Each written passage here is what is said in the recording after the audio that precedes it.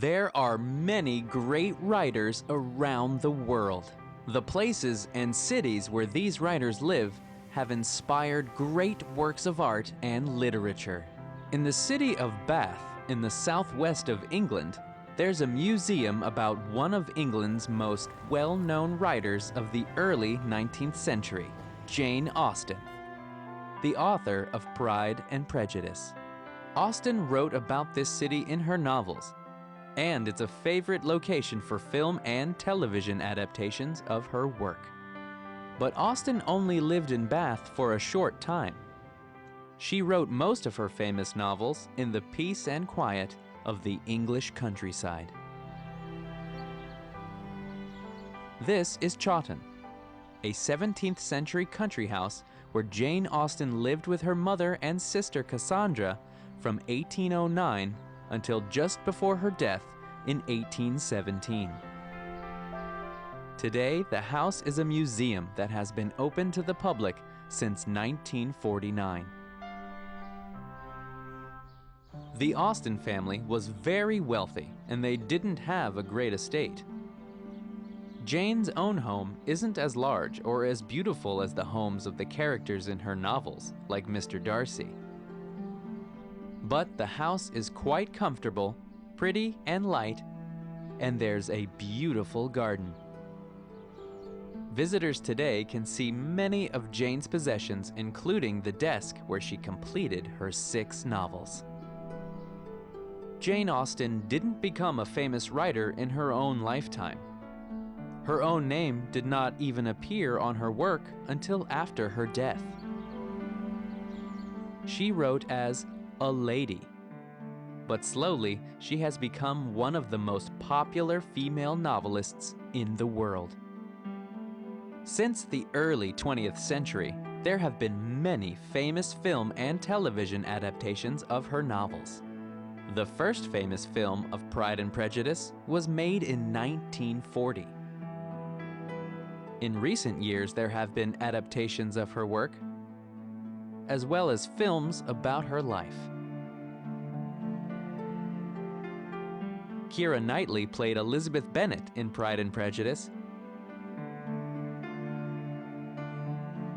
and Anne Hathaway played Jane Austen herself in a film about her life, Becoming Jane.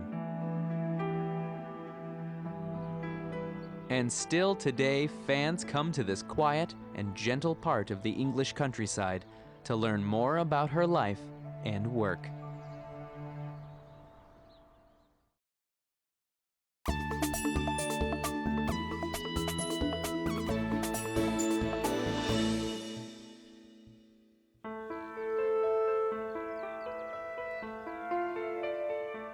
Over 200 miles away from the gentle countryside and bright, comfortable living rooms of Jane Austen's world, there's another house with a far more dramatic and remarkable literary history.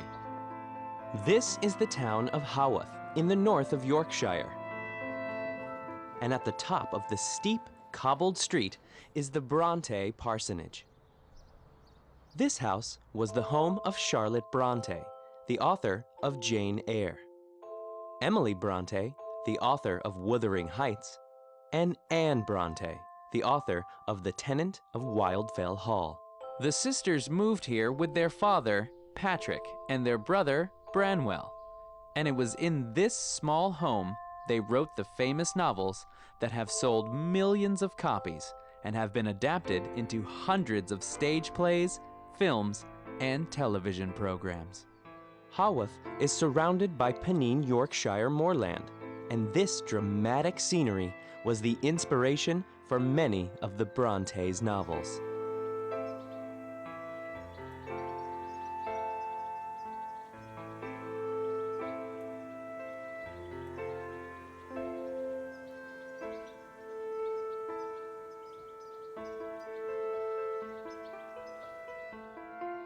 Life was very hard here in the mid-1800s. The Brontes' mother died soon after arriving at Haworth, and 2 sisters, Maria and Elizabeth, died when they were just 10 and 11. The sisters were very close and rarely left the parsonage, as Anne Dinsdale from the Bronte Parsonage explains. What they really wanted to do was to be together at the parsonage and to write. And that's what they did. The sisters wrote in the evening, sitting together at the table in the small dining room. Like Jane Austen, the sisters didn't use their real names when they first published their books. They published their novels under the names Currer Ellis and Acton Bell, hoping that they would be treated as writers rather than women writers. Their books were instant hits, and everyone wanted to know the true identity of the authors. So Charlotte and Anne traveled to London by train to tell their publishers their real names. But tragedy was never far away. In 1848, Bramwell died, followed 3 months later by Emily, and then Anne 5 months after that. Shortly after she married, Charlotte died in 1855. But by the time she died, Charlotte was a famous writer. She died in 1855 in this house, and 2 years after her death, a biography written by Elizabeth Gaskell was published, The Life of Charlotte Bronte, and that attracted a huge amount of interest in the Brontes' lives. People wanted to come to Haworth and see the place where the Bronte novels had been written and to see where the family had lived their lives. There has been a small Bronte museum in Haworth since 1895. But it wasn't until 1928 that the parsonage opened to the public. Today, inside, visitors can see many of the sisters' possessions, including Charlotte's wedding dress and many of the sisters' handwritten letters and manuscripts. Experts still come to the parsonage from around the world to research the sisters and their hard work.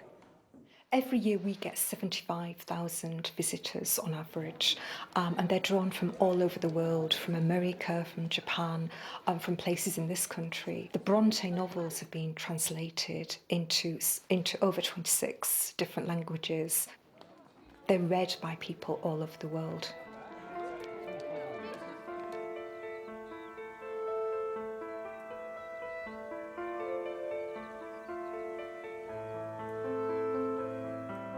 For many visitors, it is exploring the dramatic countryside surrounding the parsonage that really helps them to understand the powerful novels of the remarkable Bronte sisters.